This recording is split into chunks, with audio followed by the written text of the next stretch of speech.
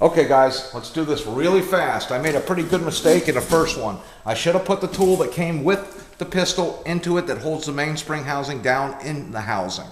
So what I did, I took the liberty of pushing it down and go ahead and putting the tool in. I've done this about 5 times today to make sure I could do it in 10 minutes. That was a big mistake.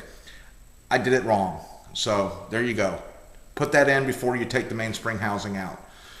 Okay, with that said, oh, and I also called the disconnector an ejector or extractor. Mistake. Okay, with that said, let's get started. We're going to put the trigger in first. It rides in the channel in there. There's only one way it goes in. Pretty self-explanatory.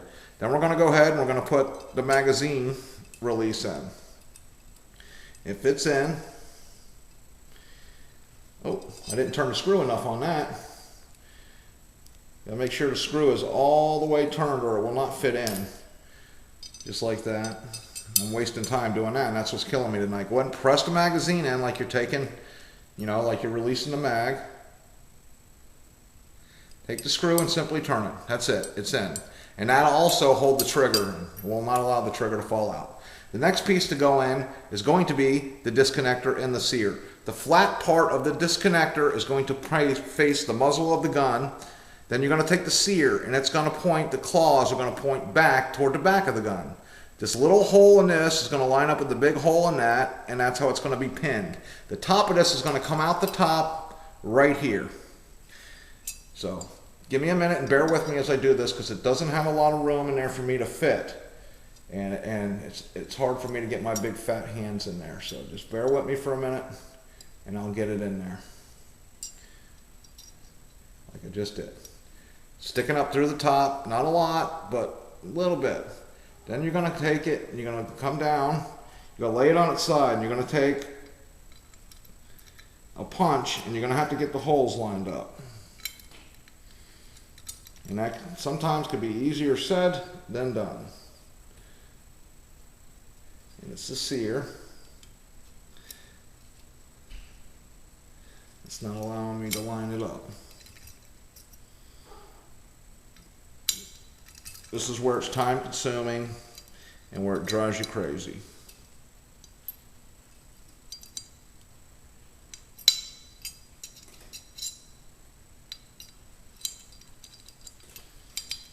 Okay. Make sure sear don't fall out. If it don't fall out, we're good to go. And I believe we're good to go. Okay, thank you for bearing with me through that. You're going to take the pin. It's got a flat side and a rounded side. The flat side's going to go down. The flat side's going to stay up, with the same side as the magazine release, and the pin should just simply fall in just like that. The next piece that's going to go in is going to be the hammer and the strut. You're going to take the hammer, you want it standing almost straight up. You're going to go ahead and put that in, line the hole up, take the pin, once again, flat part up with the side with the magazine release, should fall right into place, just like that. The next piece that goes in is going to be your sear spring. And you're going to see a little notch in the bottom right here, and this little notch fits into that little notch. At the same time, you want to keep everything on top of the sear back here. So you kind of want to pick it up and play with it a little bit. Get that in just like that. Now that's fitting properly. Okay, next piece that's going to go in is going to be the mainspring housing itself. It also fits in a channel and a groove. You're going to bring that up. What you're going to do is you're going to bring your strut down. Hold the gun like that so the strut comes out a little bit. And you're going to pick that mainspring up and you're going to make sure that strut goes down right in the center of it. Just like that. Now you don't want to go all the way. Leave it like a 1/16 inch out the bottom so you got a little room to play with the beaver tail here. Now you're going to take the beaver tail and it's got a couple little notches on the bottom. We're going to go ahead and we're going to put those in and slide the beaver tail in. And I'm temporarily going to go ahead and pin the beaver tail off. I'll use a punch just to temporarily do that. I'm going to push the bottom of the beaver tail in and I'm going to push the mainspring housing all the way up like that. Okay? And then we're going to take the block. We're going to bring the block back over. I'm going to take the pin that goes in there. Once again, round end goes to the bottom, flat end to the top. This actually has an indentation in there for you to fit a punch so you don't mess everything up. Oh, I just pulled the beaver tail out. Okay. Okay, there we go. And it falls in just like that. You can kind of halfway, well you can't because you got to relieve the pressure to do that, but let's go ahead and knock that in. I'm going to use the punch again because I don't want to mar it up at all. We'll go ahead and knock that in. I know you can't see it, but I'm going to knock it in and I'm going to bring it flush with the top of the pistol right here. Flush right here. And that's all you want to go with it. Now you can go ahead, push the beaver tail in, all the way in, and we're going to go ahead and we're going to take this tool that comes with the pistol and we're going to pull it out. When we do that, all that pressure is going to go onto, onto your sear, the mainspring housing. It's like 28 pounds of pressure, I believe. Boom. Hear that? It clicked in and it's in. Now what we're going to do right here is we're going to do a little function test. Should half cock right there, full cock. That's pretty good. Now let's go ahead. We're going to pull the trigger, but you want to hold the hammer. You don't want the hammer slamming the frame. Okay, we're looking good right there. Now I never took the plunger out. If you want to, you just take your punch and you push this way and out the back. You push the whole plunger out. It's two pieces on one end and a spring in the middle. I didn't find any need to take that out yet. I really didn't. Okay, so what we're going to do here is we're going to go ahead and we're going to put the thumb safety on. To do that, you want to go ahead and pull the hammer all the way back. Cock the gun. Okay?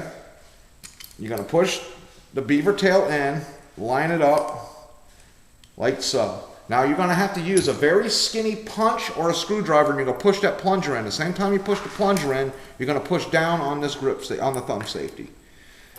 And it's a little tight to do. It really is.